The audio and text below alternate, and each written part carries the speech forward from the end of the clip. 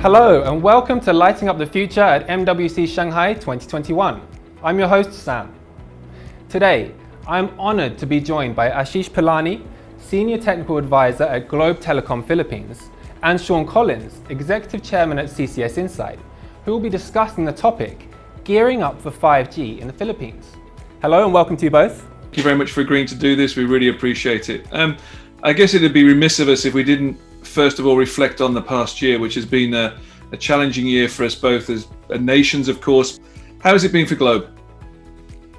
First of all, thanks, Sean, and the rest of the team to get me on here. 2020 has been an extremely challenging year. I believe Manila had one of the strictest and the earliest lockdown implemented around the world.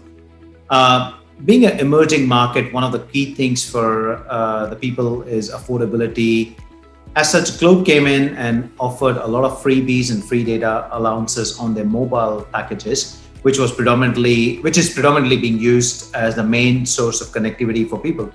We also added a lot more data allowance to the broadband bundles for people to be able to do work from home, online learning. I hope people remember just what a role that the communications providers played in this pandemic, because without it, I don't think we could have functioned as industries or as societies, or individually even for that matter. What did 5G deployment look like in the pandemic, and what decisions were you making around investment and coverage plans as you did it? When we came into 2020, we already saw the prices of the handsets coming to a mid-tier pricing, and that's where I believe the 5G sat with us, and we actually started rolling out the 5G in the mobile space. Now, one of the key things we actually did was we had an extensive 4G network in Metro Manila and the rest of the country.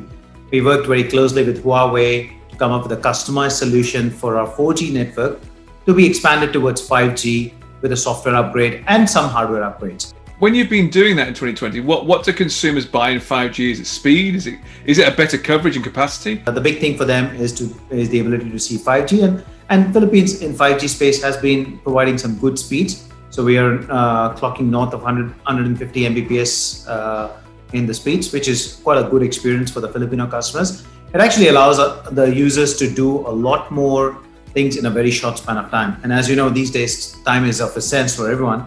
Yeah, I think there's a lot more exciting things going on in the enterprise market with 5G.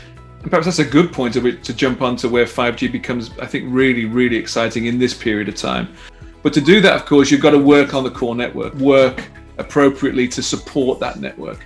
So what work are you putting into the architecture that you're building in the core to be able to make 5G SA and the more exciting elements of 5G emerge over the next few years? We are one of the very few countries where we have 2G, 3G, 4G and 5G networks in existence. And I expect the 2G networks to continue for a long time.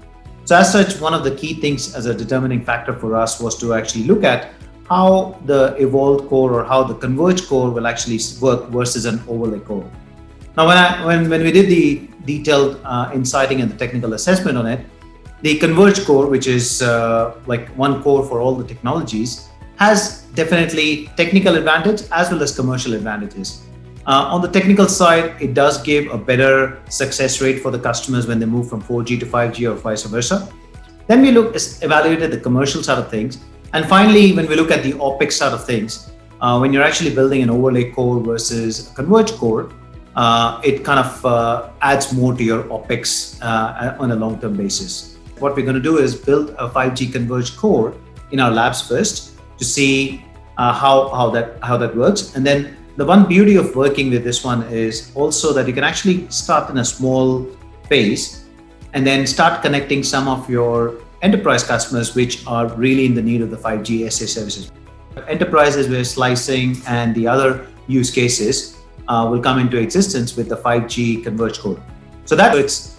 In most cases, it'll be a software upgrade from the existing core network to a converged core network. And that's where we are actually piloting out this year as a proof of concept to see how the 5G evolved core or converged core comes about from the existing core network of Globe.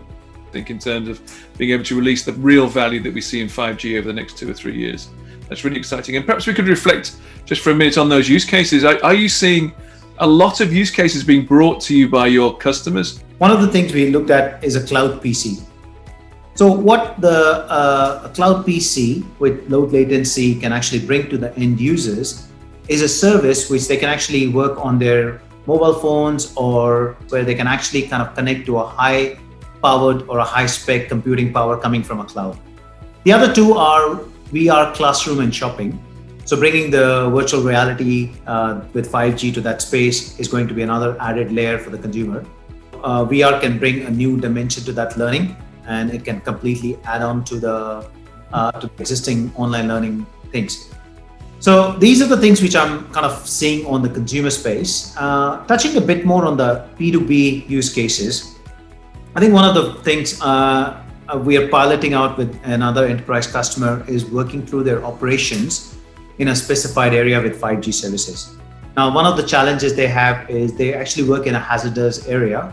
So human manpower and those things are quite challenged to kind of operate certain specific machineries. As such, they're looking at an automated way or a mechanized way of running those machineries. So all those machines are being used in the outdoor space. Another one is the medical IoT. I think medicine is another thing which Philippines, being an archipelago, has a lot of challenges in terms of connecting a lot of people through the medical services in those small islands. So if we can bring the medicine to those people on their mobile phones using 5G and get the doctors to kind of consult with them on a teleconsultation basis, a lot of those benefits and a lot of the improvement to the community can be achieved as a result of 5G. So all in all, I think I'm seeing a lot of positive things which are coming out for the enterprise as well as the consumer space. Fantastic. Thank you, Ashish. I really enjoyed that conversation. I'll pass back to Sam. Thank you very much. Thank you, Sean. Thank you for having me here. Okay, thank you very much, Ashish and Sean, for your insights there and for shedding light on how the Philippines is truly gearing up for 5G. Thank you. Well, that's all for this episode of Lighting Up the Future at MWC Shanghai. Thanks for joining us. See you soon.